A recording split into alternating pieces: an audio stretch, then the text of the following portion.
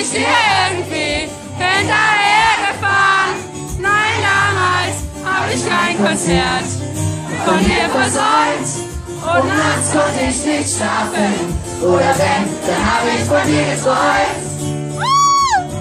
Du spieltest Cello in jedem Saal in unserer Gegend. Ich saß in meiner ersten Reihe und ich fand dich so erregend. Super! Cello, du warst eine Göttin für mich und manchmal sahst du mich an. Und ich dachte, Mann, oh Mann, und dann war ich wieder völlig fertig.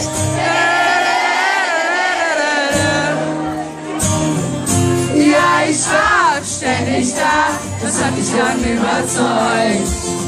Wir wollten immer zusammenbleiben und überhaupt das mit dir, das war so groß. Meine Lieben, wir sind gerade in Berlin, deswegen machen wir das Ganze jetzt auch mit Berlin. Ich komme nicht aus Berlin!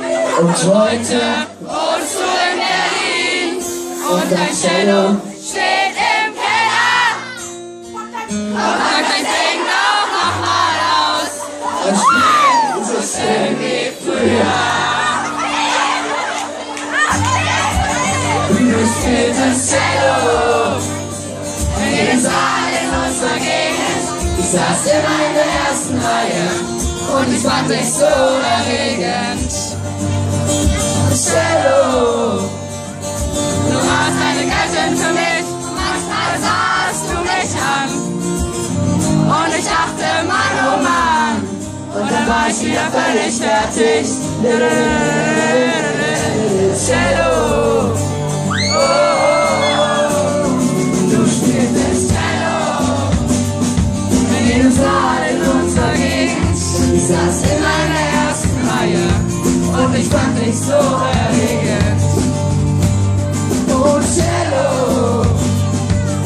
du warst eine Göttin für mich und manchmal sahst du mich an. Und ich dachte, Mann, oh Mann, und dann war ich wieder völlig fertig. super! Cello, oh, du spieltest Cello, yeah.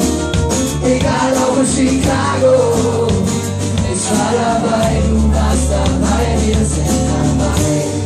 Cello, yeah, oh,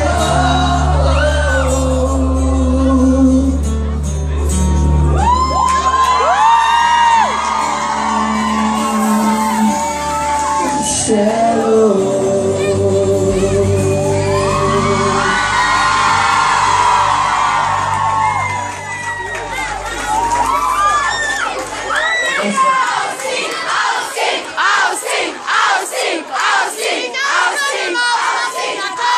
So, ganz kurz. Wir müssen irgendwie dafür sorgen. Habt ihr eure Elternteile dabei? Dann wollt ihr steht irgendwo ganz da hinten. Dann sagen wir mal Hallo an den Papa, egal wo er gerade steht. Und ich hoffe, dass wir das jetzt hinkriegen, dass hier jeder wieder an seinen ursprünglichen Platz kommt. Denn sonst wissen wir nicht wohin. Und das